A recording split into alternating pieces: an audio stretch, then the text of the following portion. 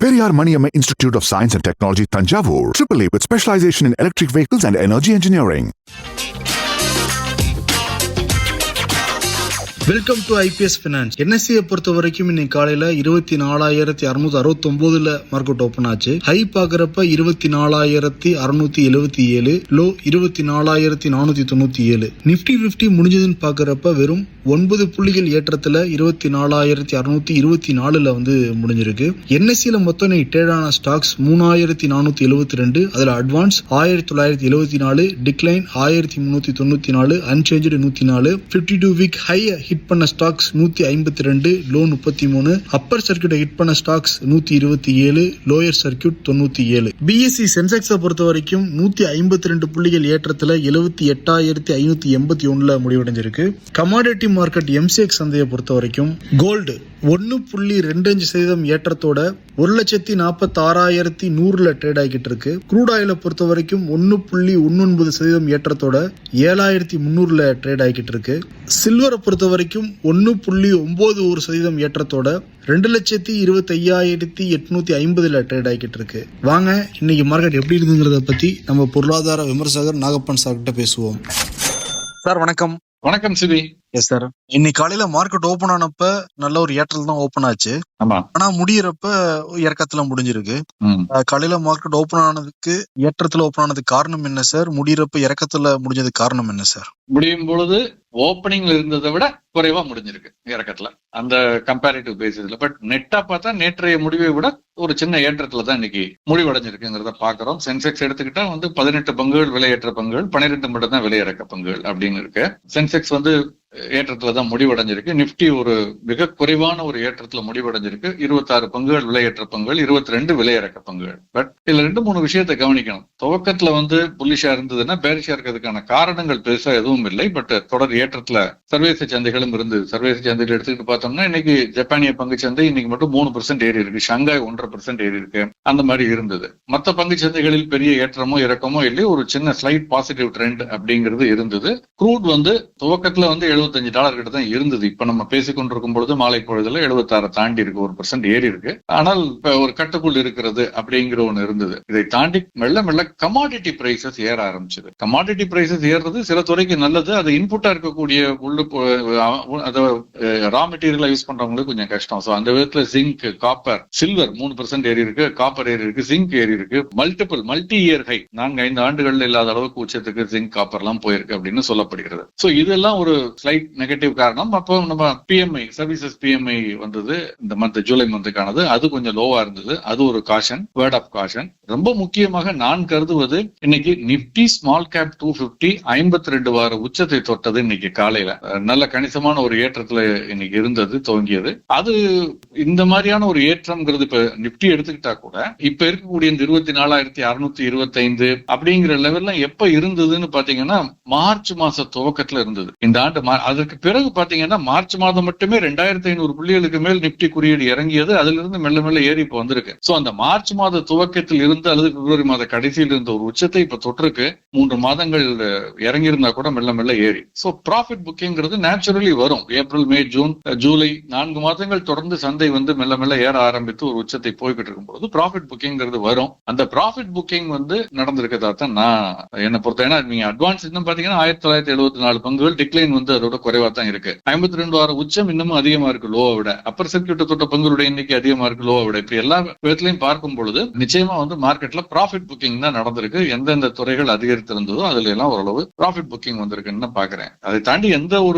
ஒரு செக்டாருமே 1%, 1.25%. இப்ப ஆட்டோ தொடர்ந்து ஏறிக்கிட்டு இருக்கு, 1.25% இன்னைக்கு ஏறி இருக்குங்கிறத தவிர மெட்டல் ஒரு 1.25%. மற்றபடி எதுவும் சிக்னிபிகண்டான ஏற்றமோ இறக்கமோ இன்னைக்கு இல்லை. மார்க்கெட்ல ஸ்ட்ரென்த் இருக்குது, இல்லாமல் இல்லை.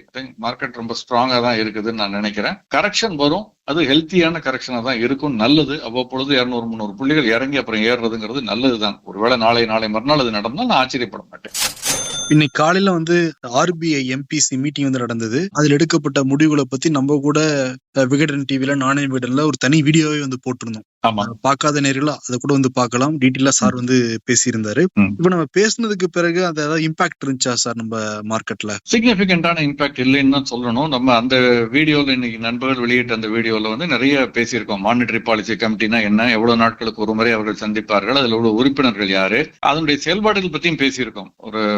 அது தவிர மற்ற இன்னைக்கு இந்த இதுல முக்கியமான முடிவுகள்னு பார்த்தோம்னா வட்டி விகிதத்துல மாறுதல் இல்லை, பணவீக்கம் கட்டுக்குள்ள இருக்குன்னு சொல்லியிருக்காங்க. அதனால டேமேஜ் ரொம்ப எதுவும் இல்லை. அப்படி அதாவது அந்த ரிப்போர்ட் எடுத்துக்கிட்டா அது ட்ரஸ்ட் தெம் அண்ட் அந்த பேசிஸ்ல பார்க்கும் பொழுது அது வந்து நெகட்டிவா எதுவும் இல்லைங்கிறதுனால சந்தையில் அதனுடைய பாதிப்புங்கிறது இன்னைக்கு பெருசா இல்லை. ஒரே ஒரு அதுல அந்த வீடியோல நான் சொல்லியிருந்தேன், நடப்பு கணக்கு பற்றாக்குறை சற்று அதிகரிப்பதற்கான வாய்ப்பு இருக்குன்னு சொல்லியிருந்தது. கொஞ்சம் அலாமிங்னு சொல்ல முடியாது, கொஞ்சம் ஆனால் காஷியஸான அப்ரோச்னு நான் நினைச்சேன்.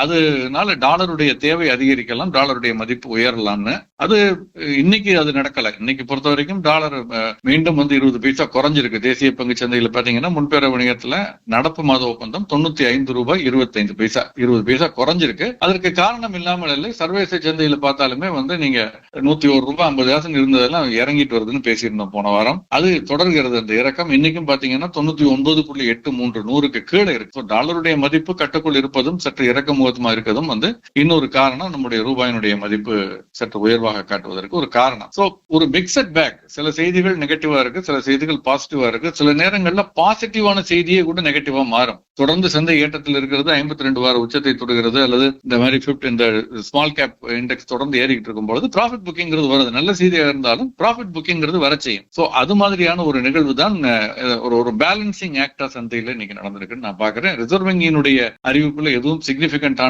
ஒரு அறிவிப்பு எதுவுமே இல்லை. நம்ம அதனுடைய பிரஸ் ரிலீஸ கூட நம்ம வந்து அந்த லிங்கை வந்து அந்த வீடியோ கீழே ஷேர் பண்ணிருக்கோம். அது 4 பக்கம் தான். ரொம்ப சம்மரி மினிட்ஸ்ங்கிறது பெரிய இதா போகும் டாக்குமெண்ட். அந்த சம்மரைஸ் பண்ணி கொடுத்திருக்காங்க. அதை பார்த்தாங்கனாலே தெரியும். அதுல சிக்னிபிகண்டான ஒரு அலார்மிங்கான நெகட்டிவான விஷயங்களும் இல்லை, பாசிட்டிவான விஷயமும் எதுவும் இல்லை. பெருசா சைட்வேஸ் மூவ்மெண்ட்டுக்கானதா. இப்ப நீங்க பேசுறப்ப சொன்னீங்க சார், ஜூலை மாசத்துக்கான அந்த சர்வீஸ் பேமி வந்திருக்கு அப்படின்னு. ஆமா. அதுல கொடுக்கப்பட்ட தரவுகள் என்னென்ன சார்?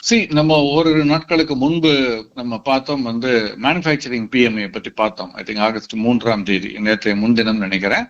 5 ஆண்டுகள் தொடாத அளவு ஒரு லோ ஜூலை மாதத்துல வந்து உற்பத்தி துறை சார்ந்த அந்த பர்ச்சேசிங் மேனேஜர் இண்டெக்ஸ் போயிருக்கு அப்படின்னு பார்த்தோம். ஜூலைல வந்து 53.5. எல்லாருக்கும் தெரியும் 50க்கு மேல இருந்தாலே வளர்ச்சி தான். அப்ப என்ன சார் பிரச்சனை அப்படின்னு கேட்டா, அந்த வளர்ச்சியினுடைய வேகம் குறைவாக இருக்கிறதுங்கிறத காட்டுகிறது. ஏன்னா அதற்கு முன்பு பாத்தீங்கன்னா வந்து ஜூன் மாதம் 54.2 இருந்தது மேனுஃபேக்சரிங் பிஎம்ஐ.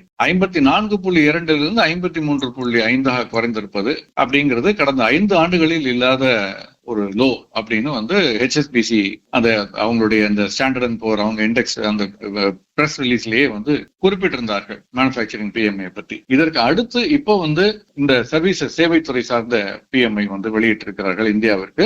2022க்கு பிறகு இதுதான் வீக்கஸ்ட் குரோத், மிக வளர்ச்சி, ஆனால் மிக குறைவான வளர்ச்சி. கடந்த 53 மாதங்களில் இதுதான் வீக்கஸ்ட் ரேட். என்ன ரேட் அப்படின்னா, ஜூன் மாசம் 57.4 இருந்தது, இப்பொழுது 53.3 குறைந்திருக்கிறது அப்படின்னு சொல்லியிருக்காங்க. இது வந்து பிப்ரவரி மாதம் 2022ஆம் ஆண்டுக்கு பிறகு மிக குறைவான ஒரு வளர்ச்சி வேகம் அப்படின்னு சொல்லியிருக்காங்க. காம்போசிட் பிஎம்ஐயுமே வந்து இதனுடைய தாக்கம் பார்க்க முடிகிறது, 54 ஒட்டி இருக்கும். சோ இதனால நெகட்டிவான பாசிட்டிவ்ல நெகட்டிவ் அப்படின்னு தான் நம்ம எடுத்துக்கணும். சோ இதனுடைய இந்த தகவல் வெளியானது சந்தை திறந்ததற்கு பிறகுதான், முடிவதற்கு சற்று முன்னர், டியூரிங் த டே. சோ அதனால இதனுடைய தாக்கம் கூட ஒருவேளை சந்தையில் இருந்திருக்கலாம்னு நான் நினைக்கிறேன். ஏன்னா அந்த வளர்ச்சி, ஆனால் அதுல ஒரு சாதகமான ஒரு விஷயம் என்ன சொல்லியிருக்காங்கன்னா, வேலை வாய்ப்பு, ஜாப் கிரியேஷன் கொஞ்சம் அதிகரிப்பதற்கான வாய்ப்புகள் இருக்கு அப்படின்னு சேவைத்துறை சார்ந்து பேசும் பொழுது அதை பத்தி அந்த ரிப்போர்ட்ல சொல்லப்பட்டிருக்கிறது. பார்க்கலாம். சிறப்புங்க சார். அதே மாதிரி தமிழ்நாட்டுல இன்னைக்கு பட்ஜெட் தாக்கல் பண்ணிருக்காங்க. ஆமா. நேற்று பட்ஜெட்ல நம்ம எதிர்பார்ப்புகள் என்னங்கறத சொல்லியிருந்தோம் சார். நீங்க என்ன சார் பட்ஜெட்டை பார்த்து உங்களுடைய ஒப்பீனியன் சார்? அதை பற்றி நீங்கள் IPSல இம்பர்ஃபெக்ஷன்ல விரிவா பேசுறீங்கன்னு நம்புறேன். அதனால நான் அதை பத்தி அதிகமா பேசுறதுக்கு தேவையில்லைன்னு நினைக்கிறேன். இல்ல, பங்குச்சந்தை சார்ந்து பொருளாதார நம்ம அந்த மாதிரியான ஒரு தாக்கம் ஏதாவது இருக்குதுங்கிறது பொதுவாக மத்திய பட்ஜெட்ல இருக்குங்கிறதுனாலதான் நம்ம அதை பத்தி பொதுவாக பேசுகிறோம். அதுல நேரடி வரி விதிப்பு, மறைமுக வரி விதிப்பு, இப்படி பல விஷயங்கள் அங்க இருக்கு. அது பங்குச்சந்தையை நேரடியாக பாதிக்கக்கூடியது அப்படின்னு அதை பாக்குறோம். சோ அதனால அந்த மாதிரியான விஷயங்கள் இதுல மிக இல்லைன்னு சொல்ல மாட்டேன், மிக மிக குறைவு. அதுல மாநில அரசுக்கான லேவரேஜ்ங்கிறது மிக குறைவு. ஏற்கனவே டைரக்ட் டாக்ஸஸ் எடுத்துக்கிட்டீங்கன்னா அது முழுக்க முழுக்க கிட்டத்தட்ட மத்திய அரசுடைய கண்ட்ரோல். இன்கம் டாக்ஸ்ங்கிறது அங்கதான் போயிடுச்சு. செக்யூரிட்டி டிரான்சாக்ஷன் டாக்ஸா இருக்கட்டும் அவங்க கண்ட்ரோல்ல. அதற்கு அடுத்து பாத்தீங்கன்னா மறைமுக வரி விதிப்புல சேல்ஸ் டாக்ஸ் முன்னால மாநில அரசுடைய கையில இருந்தது. இப்ப அதுவுமே ஜிஎஸ்டிக்கு பிறகு மாநில அரசுகளுடைய இருக்குன்னு சொன்னால் கூட ஓட்டிங் அடிப்படையில, ஓட்டிங் பவர் அப்படிங்கிற அடிப்படையில பார்க்கும் பொழுது மத்திய அரசினுடைய கையில சென்று விட்டதாகத்தான் நம்ம எடுத்துக்கணும். சோ மாநில அரசுக்கான லிவரேஜ் மிக குறைவாக இருக்கக்கூடியது வெகு சில விஷயங்கள்ல. அதனால அதனுடைய தாக்கம்ங்கிறது பங்கு சந்தையில மிக குறைவா இருக்கிறதுனால நம்ம அதை பத்தி அதிகமா பேசுறது இல்ல. மற்றபடி வேற ஒன்னும் விஷயம் இல்ல. நீங்க இம்பர்ஃபெக்ட் நிறைய பேசுங்க, நானும் கேட்க காத்துக்கொண்டிருக்கேன். மகிழ்ச்சி சார், நேரம் கொடுத்து பேசுனதுக்கு ரொம்ப நன்றி சார். நன்றி. Periyar Maniamma Institute of Science and Technology, Tanjavur, AAA with specialization in electric vehicles and energy engineering.